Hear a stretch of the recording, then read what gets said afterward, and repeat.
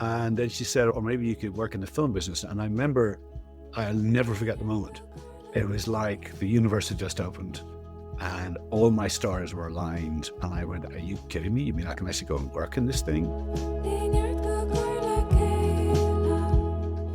That's Ruán Magan, speaking at the moment when everything changed. 60 documentaries later, he's coming to the Solas Capital Irish Film Festival this weekend with a documentary and a feature film. We explore both these films in this episode of Irish Stew. And I'm John Lee. And I'm Martin Nutty. Welcome to another great global Irish Nation conversation. We're on our way to Washington, D.C. this week for the 2026 Film Festival. You can find all those festival details at solasnua.org. That's SOLASNUA.org. We hope to see you there. Now, here's our conversation with Ruán. Ruán Magan, tá fáilte rót go dtí an podcréile. Good meeting, good. Different Martin, different John. It's an enorm word of event. So, hi guys, great to be with you. For our listeners, anytime I start off with Irish or Gaeilge, there's going to be an element of Irish, and we're delighted to have Ruán Magan on the podcast to talk about his Irish language film Boilse and his film about one of the most seminal figures in Irish history, Daniel O'Connell, Emancipator. So I'm going to start here, Ruán. I came across a snippet that said you left UCD where you were studying art history and archaeology to pursue a career in film. Tell us about that decision. I'm sure you made your mammy happy about that. I don't even know if it's fair to say I was in UCD because I was only there for about a year. I'd already decided I didn't want to go to college. I was done with school and I wanted to do something creative. I didn't know what. I had absolutely no idea. And so I did a deal with my parents. If I got and sat my first year exams in UCD, then they'd let me go. I think they thought I'd just stay there, but I did the first year exams and left and went to New York, in fact, and lived in New York for about a year and absolutely had the time of my life. But I was very young and it was very far away. So after a year, I thought, I'm not going to stay out here. So I went to London for a year and then came back from London having, still no idea what I wanted to do. And my parents at this point were very worried about me. So I went to a career guidance person and that person said, maybe you'd like to do forestry or maybe restaurant business, both of which I really liked. And then she said, or maybe you could work in the film business. And I remember, I'll never forget the moment.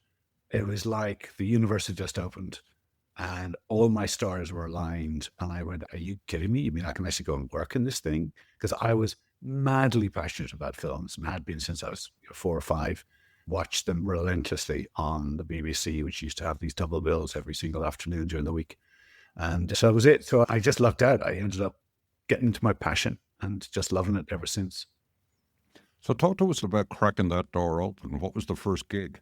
The first movie I worked on was a film called Far and Away, which Ron Howard filmed in Ireland with Tom Cruise and Nicole Kidman. Absolutely. Great start. Amazing start. Extraordinary. I was 21.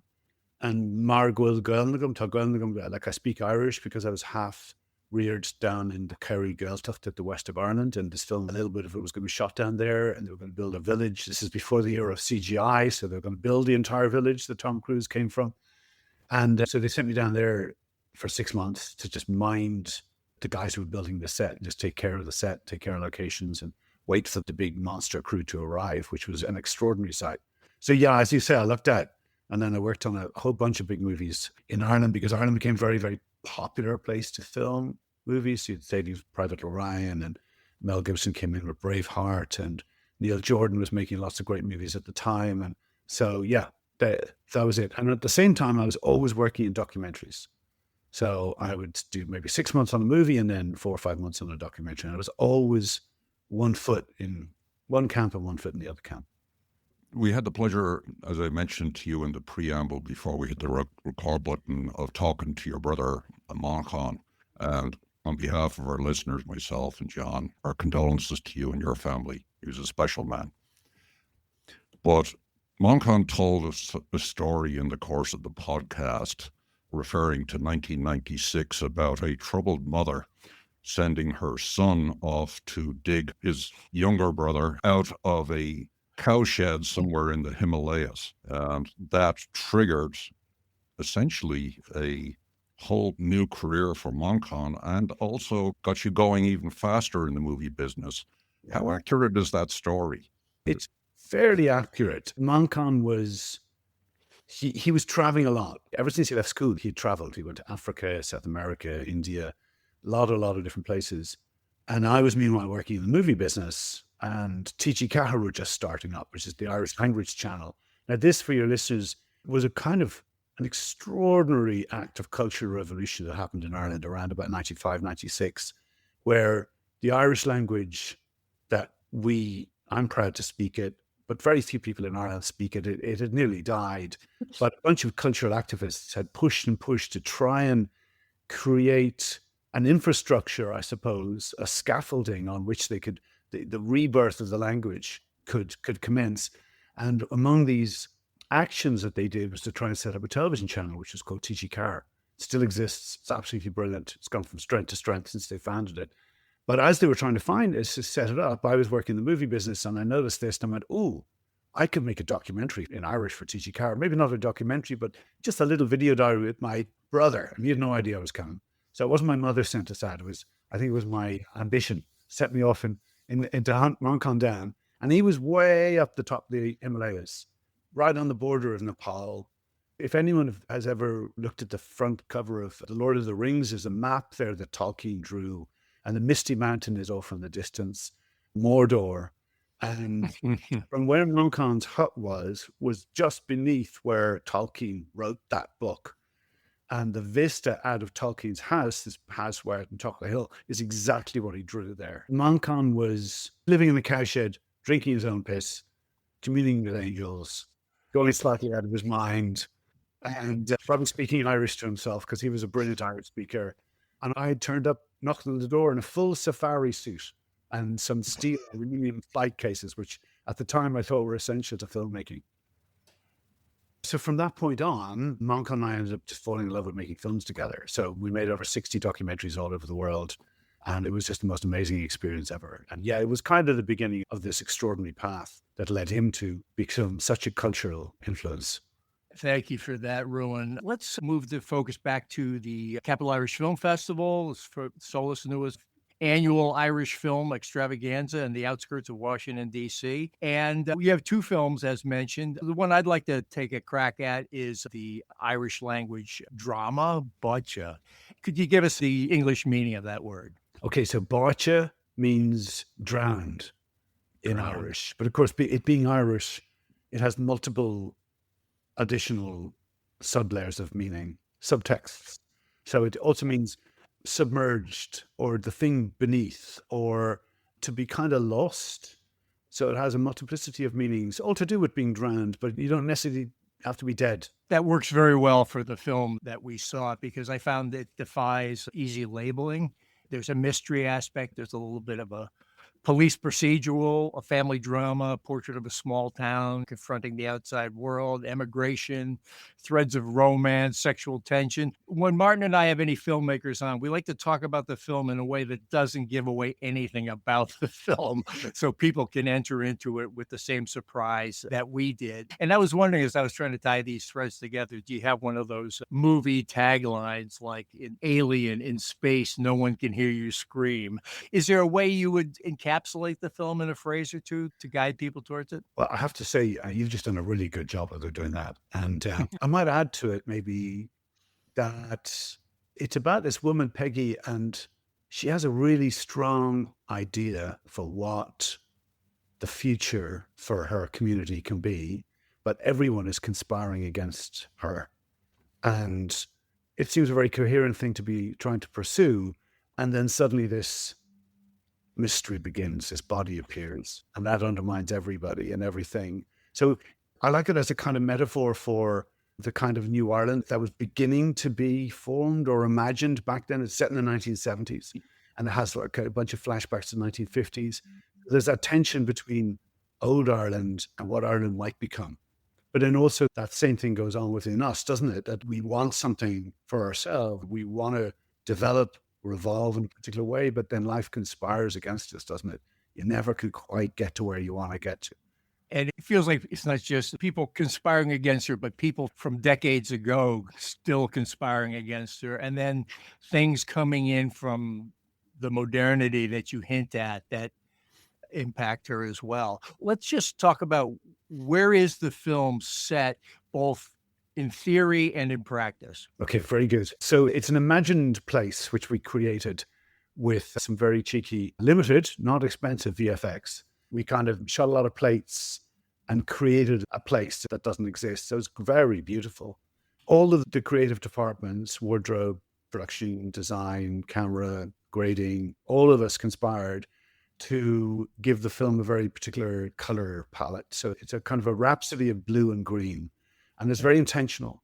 So you're looking at this beautiful space, very vibrant, verdant, kind of like an Ireland that, oh, you'd just love it to be like this, wouldn't you? You know, and to me, that was trying to get inside Peggy's head, the heroine's head, because she's a woman and she's trying to create this other Ireland against all odds. So I just thought, let's imagine if we could try and create a way that we could visualize what she was hoping to create. Now, we filmed it in Connemara, which is the very opposite. Some of it, the stony, dark, rocky, rainy, so not very green, very brown space, but it's also beautiful. So Connemara has got this amazing wild quality. It's absolutely gorgeous. It has this phenomenally powerful spirit. So we took a lot of different parts of Connemara and used them to forge this new place that doesn't exist, but exists in Peggy's mind. And now it exists in all our minds as well. And thank you for that. Let's talk a bit about the casting for the film, the pool of Irish-speaking actors you drew from. And of course, Eleanor O'Brien gets the Irish Film and Television Award nomination for lead actress in a film, as did you for Best Director, also the script and the original music, which I was very struck by. But tell us about casting this film. It's more than a small cast of characters. There are other people in the film that have small but significant roles. Yeah, it's going to become interesting, isn't it? Because Barter, I think, is the 8th or 9th, I think it's the 8th of the films that have been made under a new scheme which T.G. Cahir set up with Screen Ireland or Fee Sharon, called Cine Cahir. And they set this up about 5 or 6 years ago. It's a visionary idea. And the idea is, let's put a fund together that will fund movies in Irish, movies Oscail. If we go back to 96, when Manchán and I started making television programs, the vision there was just to have a television channel. And now the new vision is the same television channel is now going, well, could we make movies in Irish too? And would there be an audience for those movies? If you think of the film On Colleen Kuhn or The Quiet Girl, which was nominated for an Oscar, it's one of these films that was made under this scheme. So, okay, there's a small pool of amazing film actors, cinema actors who speak Irish, but as we make more and more of these movies, we have an issue. We can't keep using the same actress all the time, right? So, well, what do we do? Because there aren't an awful lot of actors, who can speak fluent Irish. So with Barcha, some of the actors are fluent Irish and had Irish when they were born, but some of the actors had no Irish. I'm not going to tell you which is which because that would give the game away. But some of those actors have literally come to the film without the language and learned it as Japanese or something. One of the actors in particular, one of the lead actors, learned the entire script off by heart, including all of the other actors' lines, so that they would know when to come in with their line because they would hear the other line. But, all of the actors have had Irish in school at a primary level. So there is a basis for the language. And what's really radical about that idea is that, in a way, a film like Barcha gives us all something of a compass point or a path forward. In Ireland, we do have a little bit of this language in us, and we just need the confidence maybe and the time and the experience to be able to speak it. And you see in Barcha, all these amazing actors have stepped up to the plate and spoken this gorgeous, gorgeous Irish. I don't know if any of this makes sense to an audience in America or New York, but for us, it means the language is beginning to live again. And we're in Ireland finding the strength to speak it, or not the strength, the courage and the confidence to speak it and to use it.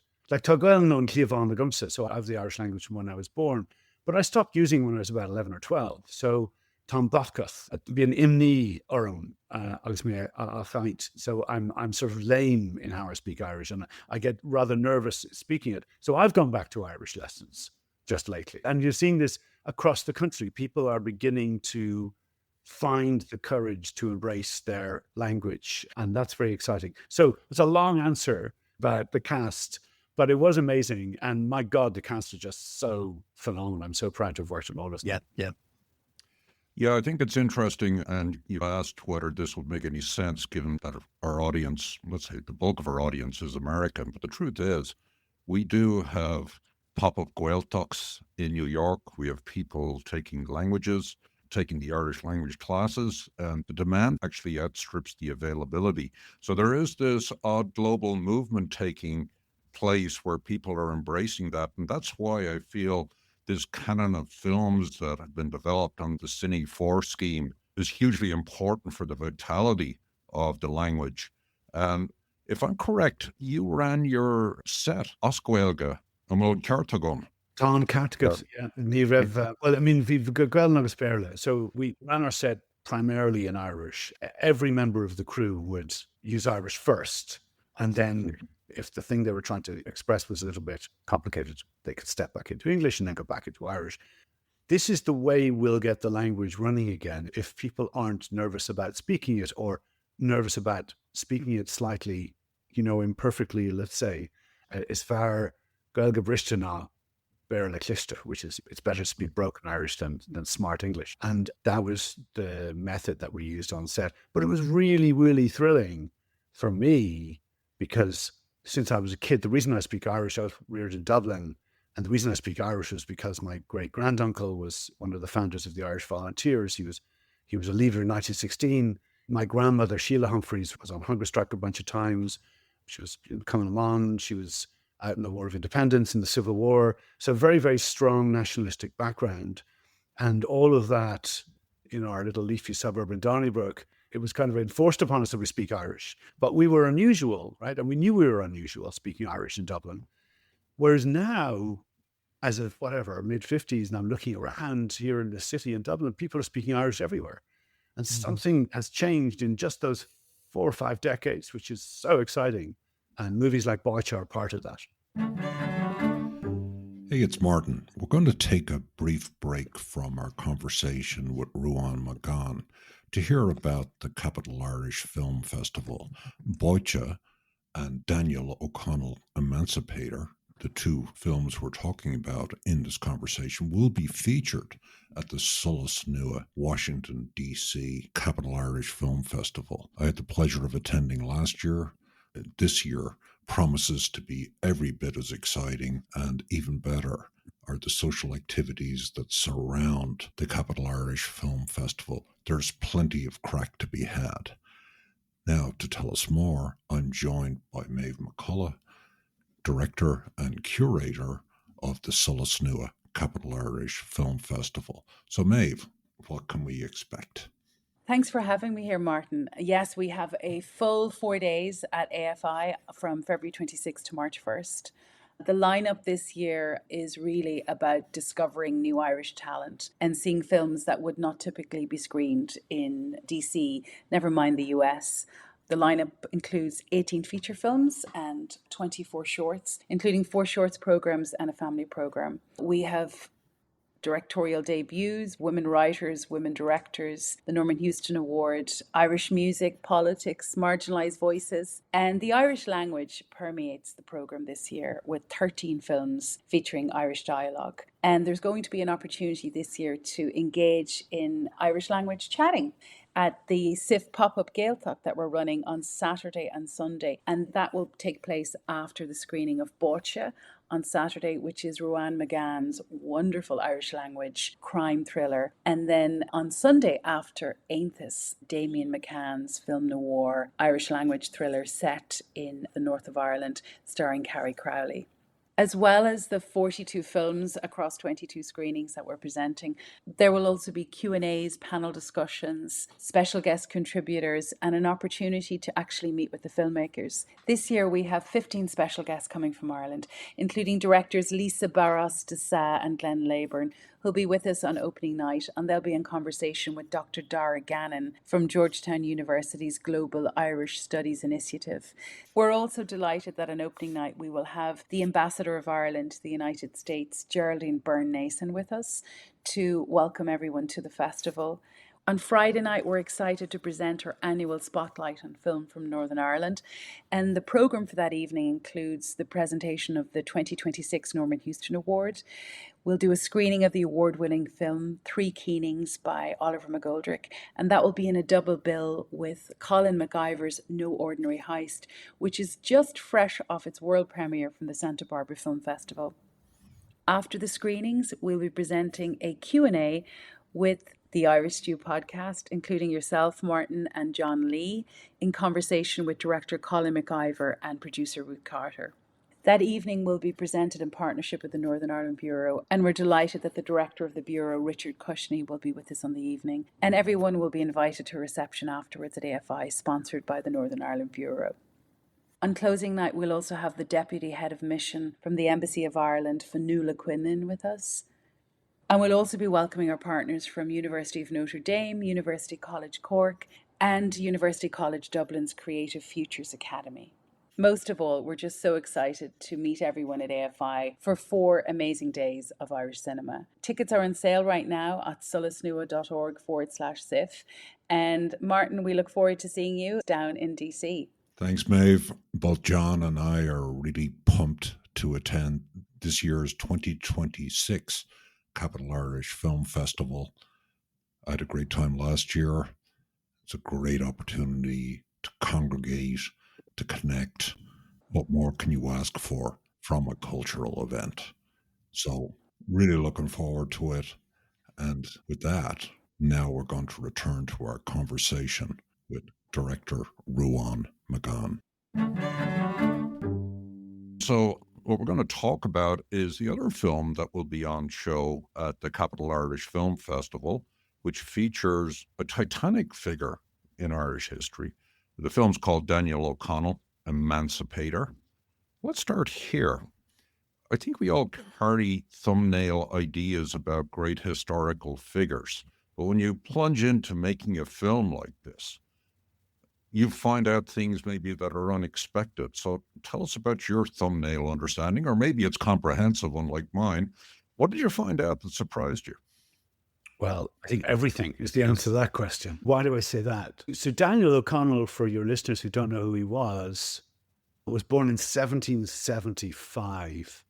That's a very long time ago, right? And by the time of his death, and for the couple of decades afterwards, he remained one of the most famous figures on Earth. He was known across the planet. He dies in the middle of the Irish famine in the 1840s. And so why is he known across the entire planet? Why are people talking about him in South America, in India, and across Europe?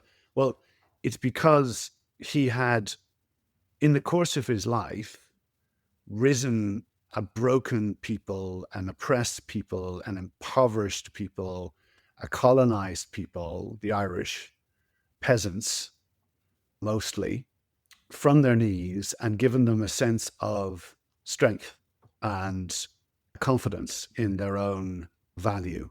And he'd done this almost single-handedly, to the point that the Irish forced Britain to get rid of a thing called the penal laws and grant a thing called Catholic Emancipation. Basically, they forced Britain to grant equal rights to Irish Catholics in Britain, because up until that point, Irish Catholics were oppressed and they were second-class citizens in their own land. And what's extraordinary is that we've all forgotten about this guy, right? He is not prominent in the consciousness of people in Ireland, even though our main thoroughfare in Dublin, O'Connell Street, is named after him and has this great big statue. Very few people would be able to explain to you who he was and what he did. They might know about emancipation, but they wouldn't know that he was one of the most famous people on the planet. There's a little quote which I just love, just to sum up what he felt and what he thought. He said in 1818, he's nearing 40, "My political creed is short and simple. It consists of believing that all men are entitled, as of justice and of right, to religious and civil liberty." And it's a message that still is important today. We're still fighting for these kind of equal rights for all citizens. And he was drawing on the American Declaration of Independence of 1776. He was drawing on the values of the Enlightenment. He was drawing on the values of the French Revolution. So he was simply pulling these ideals, which were beginning to form, that all men and women are born equal and that they should have a right to be treated as such. I'm interested in the fact that you managed to squeeze so much into a relatively short film. I know it's 55 minutes, thereabouts, because as you're pointing out, this man had a titanic life and it played out globally. We think of him as an Irish figure. But one of the things I did a search around for was to see what other film treatments about O'Connell are out in the ether or have been made. I didn't find very much. And then I thought that was surprising. Is that a correct assessment? Yeah, there's a couple of things that have been made, and they're very, very good productions on them. Nothing recently. But what I found is that they all begin with the assumption that you know who Daniel O'Connell is, which is a problem because most people don't know who he is. So let's try to get to grip with the man. We could have made a 3-hour film about him, no problem. But to bring it down to 50 minutes, we started with something that was around about 3 hours in length, and then you just condense it. So you end up with something that's very, very powerful and impactful. I tell you this about it, it's edited by John Murphy, and editors are always really important to filmmaking. Certainly in my filmmaking, I see them as partnerships between myself and the editor. It's always the case. And John Murphy edited On Colleen Q, and he also edited Barcha. He brought those skills to the Daniel O'Connell documentary. I think if you watch the Daniel O'Connell documentary, you'll come away with a sense of the man and a sense of what was driving him. We get into his family life and into his legal career and, into the extraordinary hard work that he put into every single day of his life. But, there's always more to say. So, but then people have written copious books about him. I always say, if you like what you saw, go and buy a book. You hinted at something there that I wanted to ask you about, editing it down from 3 hours to 1 hour and contrasting it with the dramatic narrative film Boucher, this Daniel O'Connell film. So with Boucher, you have a script, you do shoots, you have to decide which take to use, but you have a framework you're working off of. When you come to this documentary format, you're pulling together so many disparate elements. You've got paintings you're using. You've got engravings that you've animated. There are maps. There's modern imagery. There's stock footage. There's historians from around the globe who are talking. You need a script, and you have quite an impressive narrator for this film. Maybe you could just mention his role as well. But you have all these pieces out there. How do they all now come together at the right time and the right way to make this type of film? Well, that's just such a great question. It's so insightful. And I'm not saying that as a pat response, which is such an American. What a great question. Yeah. I'm really going, you've just nailed it. So, okay, first I'll deal with the narrator. That's Donald Gleason, the incredible Donald Gleason, who is just such a star. And he was so kind to come and do the narration of this. And he just delivers this bright and youthful and modern version or whatever reading of the narration. He's just beautiful. And the other person I should mention is Colin McAnumra, who wrote the beautiful, beautiful music. But yeah, no, you're getting at something which I'm going to wait another few decades before I'll really say what I actually think. But I have a suspicion, I'll put this just much, that making documentaries, certainly ones that appeal to large audiences, which we're very lucky to do, is very, very tricky, because until the last moment when you pull that final thread, nothing's hanging together. Like nothing's making sense. And we're starting one at the moment on the subject of slavery, of the enslaved in the Caribbean and the need for reparations and that whole extraordinary 400-year history, which is just appalling. I was talking to somebody I'm hoping will compose the music. And I was saying to her that one of the difficulties you're going to face is we give you these rough cuts, which are just rough as hell and loose as hell. There's nothing makes sense. Whereas in a movie, and rough cut stage, guy walks into a room, sees a problem, says something about it. There's a beginning, middle, and end to that scene. Whereas in documentary, that doesn't work like that. As you say, you're trying to gather all these things which are ephemeral and moving and non-clear. But then suddenly, at this moment, when you know you have it right, and you pull that final thread, the whole thing locks together, and it makes sense. Anyway, so they're very, very, very different in terms of creative processes. Well, as we attempt to pull the thread here ourselves, Ruán, and the time is dwindling, maybe a comment about taking both these films to a U.S. audience, the different experiences of encountering a historical figure they may not know too much about, but seems ever more relevant today in Daniel O'Connell, and then encountering a great film on many levels that happens to be in Irish. What's the importance for you bringing this to the States and the Capital Irish Film Festival? I'll answer that in a couple of ways. Firstly, the only reason I make films is because of American filmmakers. That's what inspired me. So from that point of view, it's just such a buzz and such an honor to be bringing films from my career to audiences in the US. The second thing is that with Boccia, it's already won a couple of awards in America. Audiences seem to really, really like it over there. And to see audiences without Irish, who've not been reared with the Irish language, appreciating a film Oscailga in Irish is just the most thrilling thing. And it feels like we're at the beginning of something here, a revival of Irish culture and Irish language. And then to bring Daniel O'Connell, well, anyone who gets to see it will see that it is definitely a story for our times today. So with that, I'd like to say on behalf of myself and John and our audience, we really enjoyed this conversation. Great insight to your career in filmmaking. We're really looking forward to seeing you down in DC. And there will be an opportunity to engage in the Irish language after the showing of the film. I've arranged with Dave McCullough, who is the curator of the festival, that we will have a pop-up Gaeltacht table. And so if you want to bring your cúpla focal, your couple of words, we will be delighted to engage there. And we're really looking forward to seeing the film on the big screen when we're down in DC, because it's a fabulous screen to watch film on. So thank you. Gurmila Mahagat, Ruán. Gurmila Mahagat. Hey, John, great opportunity speaking to Ruán Magan. And the big question is, how did we forget Daniel O'Connell? Yeah, well, that's the question Ruán definitely wants us all to ponder. And that's along with Boccia, an Irish language drama already turning heads on both sides of the Atlantic. And both of these are showing at the Capital Irish Film Festival in Washington this weekend, where we will be as the podcast in residence and on stage after the Friday evening 6:30 screening to discuss Northern Irish film with Northern Irish filmmakers. A quick word of thanks to our media partner, Irish Central, the essential voice of the global Irish online. If you're not already reading Irish Central, you should be. Head to irishcentral.com.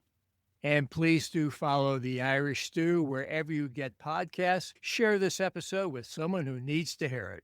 And if you've been listening for a while and haven't left a review yet, now would be a good time. So until the next time, Slán. Slán.